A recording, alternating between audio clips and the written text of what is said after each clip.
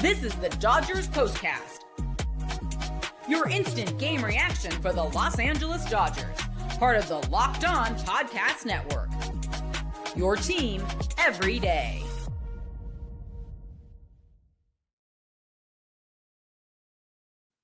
Hello and welcome to the Locked On Dodgers POSTCAST on the Locked On Dodgers YouTube channel, the place to hang out when every game is done. We appreciate you allowing us to be your source for your team every day.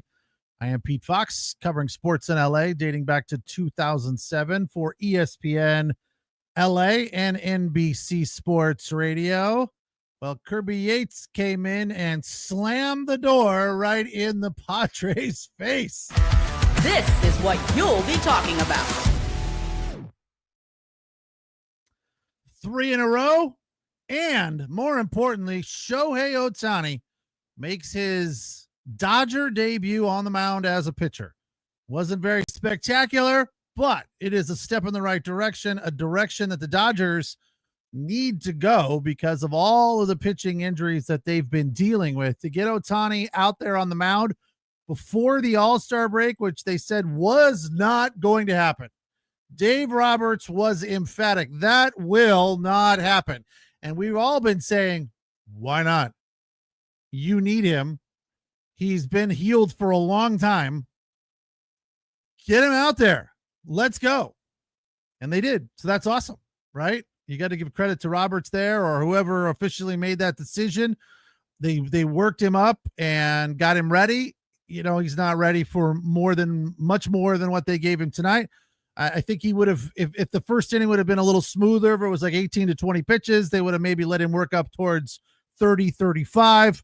But after a bumpy first inning when he gave up a hit and a run, 2 hits and a run, 28 pitches, they said that's enough. And it all worked out in the end. Bonda came in, 2/3 of an inning, 21 pitches, struck out 2 and a walk.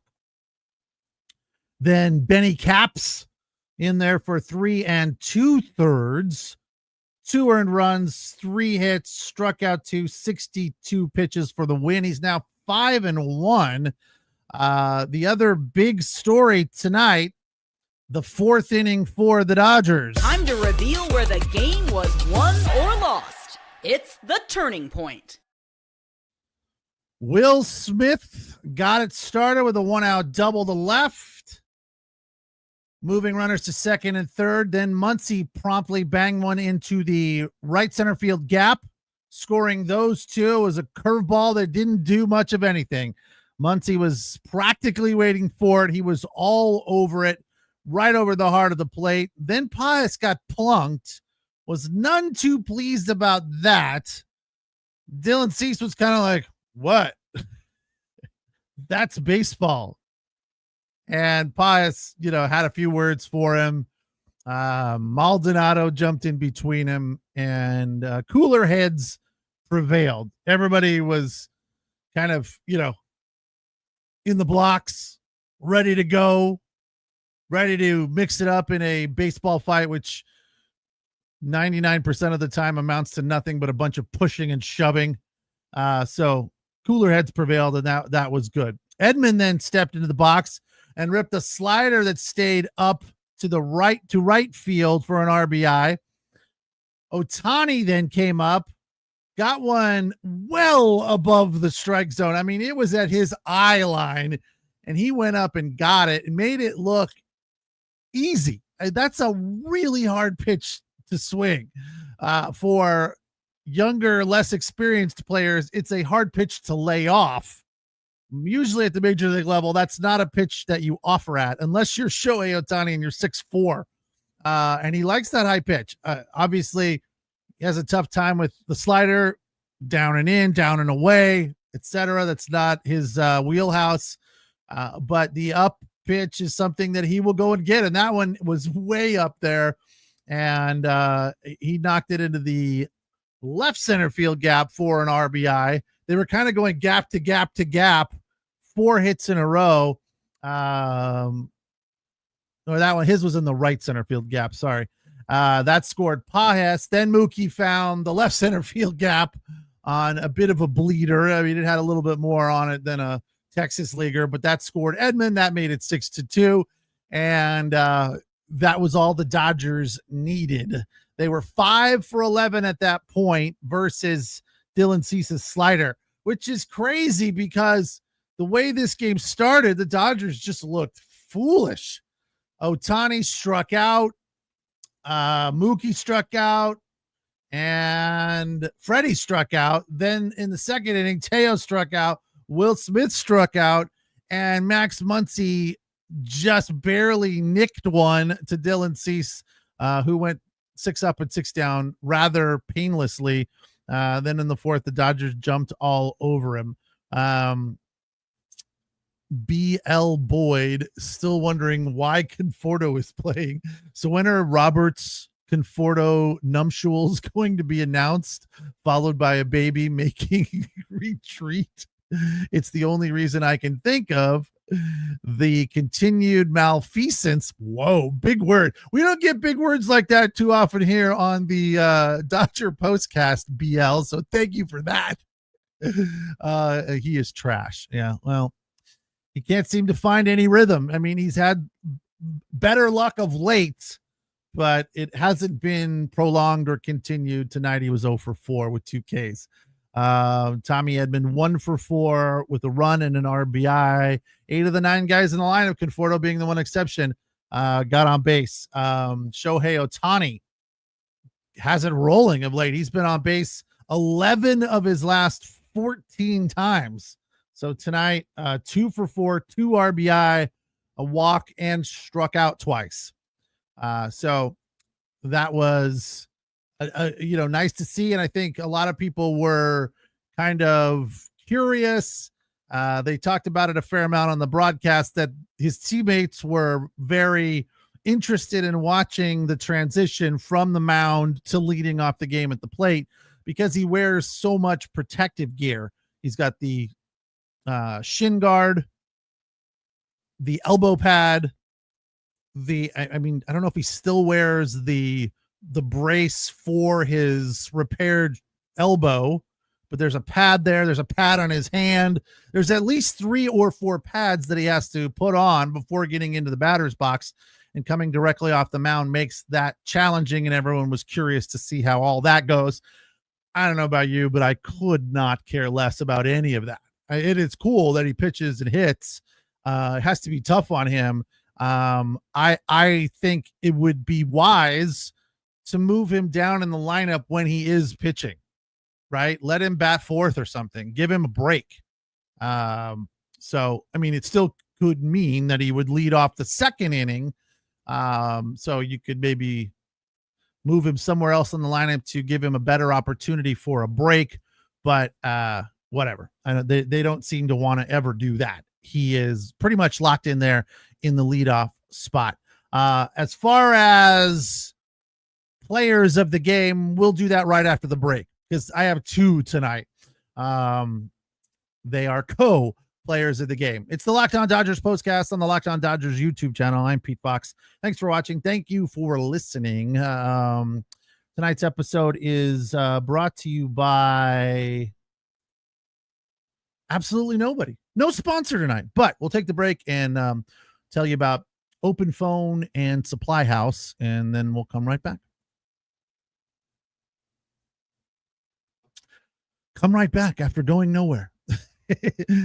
Tonight's episode of the Locked On Dodgers Postcast on the Locked On Dodgers YouTube channel brought to you by Open Phone. If you're running a business, you know that every missed call is money potentially left on the table. Think about the last time you had a service emergency, like a burst pipe.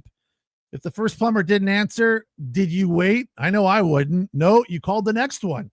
That's why having a reliable business line is so important, and that's why you need Open Phone. Open Phone is the #1 business phone system that helps you streamline and scale your customer communication, all from an app on your phone or your computer. Did you juggle 2 phones, your work cell phone and your personal cell phone to keep business calls separate? Well, if you have Open Phone, you don't have to worry about all of that. Open Phone is offering Locked On Dodgers Postcast listeners 20% off your first 6 months at openphone.com/LockedOnMLB. That's OPENPHONE.com/LockedOnMLB. Locked On MLB. And if you have an existing number with another service, Open Phone will port it over at no extra charge. So check it out. Open Phone. No missed calls, no missed customers. Tonight's episode also brought to you by Supply House. You know what Supply House is all about? Supplies. If you're an HVAC or plumbing or an electrical worker and you need supplies, Supply House is the reliable way to order products online. Their easy-to-use website is packed with helpful resources and the latest product info to help you get the job done right. Plus, with a complete inventory of over 200,000 parts from 400 plus top brands, you'll find exactly what you need and get it delivered fast, quite frequently for free from coast to coast. And if you need help with orders, Supply House offers expert support and industry-leading service, so you'll always talk to a real person. You got to check out their Trade Masters program, which is free. It offers exclusive perks like a dedicated phone line, that free shipping, and discounts on every order. Join the Trade Masters program today at supplyhouse.com/TM and start ordering plumbing, HVAC, and electrical supplies with just a few clicks. Use the code SH5 and you'll get 5% off your first order. That's SH5 at supplyhouse.com.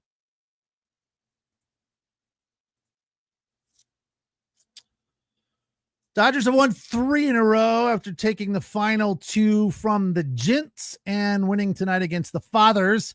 That puts their lead to 2.5 over the Giants, who are idle tonight, and 4 over the Padres. As for tonight's player of the game, this is the Locked On Player of the Game. Co-winners tonight out of the bullpen, Tanner Scott and Kirby Yates.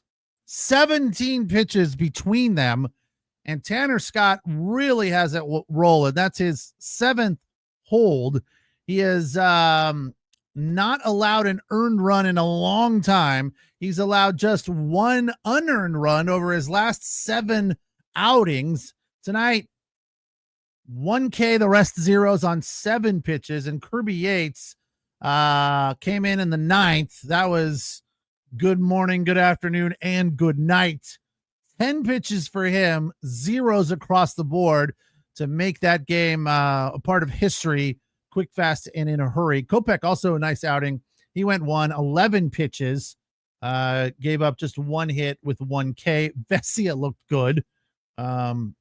Alpine's own Alex Vesia, which is down there by San Diego, out in the East County mountains. Very pretty. If you've never had the opportunity to check out Alpine, it's definitely a good day trip if you're in the neighborhood, if you're not too far away, especially if it's kind of wintry. You can get snowy out there. So check out Alpine. But I didn't know that Alex Vesia was from Alpine.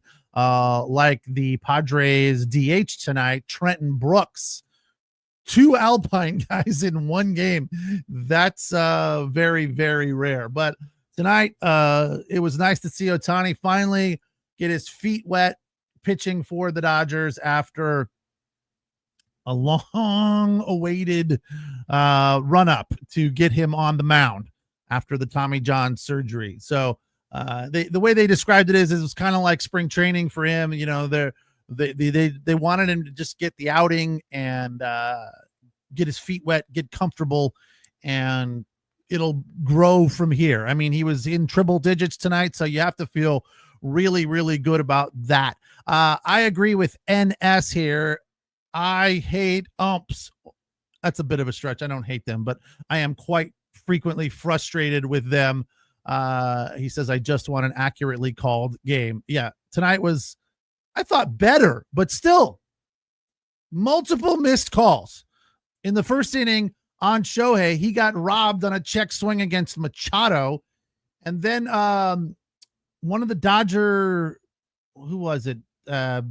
Vesia, somebody gave up a run after a missed strike 3 call. No, it was Kasperius. That's who it was. Benny Caps had a strike 3 call robbed for him. Now, granted, it was questionable. And, you know, you look at the K-zone box, it was more outside than in, kind of like in tennis when it hits the outside of the line. So it is somewhat understandable. But from the standpoint of when you heard my pulpit speech last night, and I do it all the time. I did it a lot last year. There's no need for these missed calls. So that would have been one, I think, that we would have had an old tap of the hat, and they would have reviewed it, and it would have been strike 3, turned into a Padre run, and it didn't need to. But in the end, it didn't really matter. Dodgers did just about everything they needed to do tonight. Hits for 8 of the 9 starters. Ohtani had 2. Mookie 1 for 5 with an RBI. Max Muncy 1 for 3 with a 2 RBI. Pajes had a hit. Conforto was the only 0 for. Tommy Edman a hit. So up and down the lineup, things are looking good. Freddie Freeman had a hit late. Didn't mean much, but it was nice to see him, make good contact.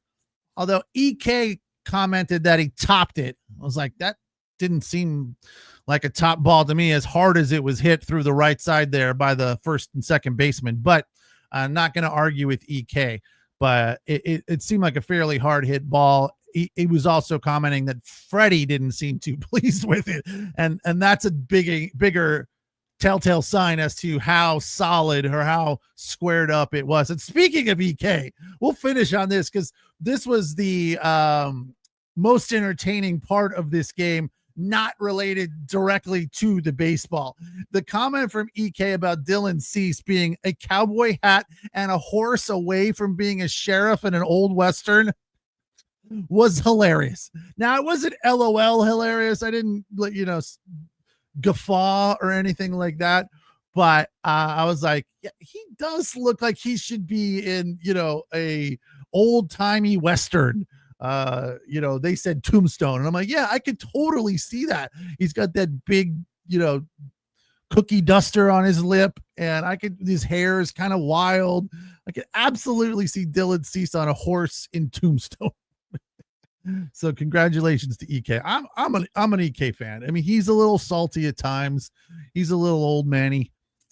He described himself as throwing compliments around like manhole covers, which are also now referred to as underground access covers. But he's very funny and calls it like he sees it, and you have to appreciate that. Tonight, the Dodgers double up the Padres, win number 44. They're 26-12 at home. 6-3, the final. Padres fall to 39-32 again. 4 back of the boys in blue in the West. Tomorrow, first pitch 7:10 at the Ravine. Randy Vasquez will start for the Dodgers, and for the Padres. The Dodgers do not have a starter lined up at this point. Not that when they do mention or reference who's going to start, it matters at all, because Kasperius was supposed to start tonight. There's been multiple times lately where they're like, Robleski's going to start, and then it's Kasperius or somebody else, and Kasperius is going to start, and it's Shohei. And so it doesn't really matter who they put on here. They're going to do what they're going to do. But tonight, they do not have anybody indicated for tomorrow's start. Again, first pitch, 7:10 at the Ravine. Will be right here on the Locked On Dodgers YouTube channel to break it down when it is over. Don't forget to check out Jeff and Vince with the Locked On Daily Dodgers podcast, Monday through Friday. Also getting into what is happening in depth in the Dodger universe. They do that 30 to 35 minutes every day, Monday through Friday. I am here to give you instant reaction to the Dodgers games right after they are over on the Locked On Dodgers YouTube channel. Thanks for watching. Thanks for listening. Appreciate the comments as always. We'll talk tomorrow. Take care. Have a good night.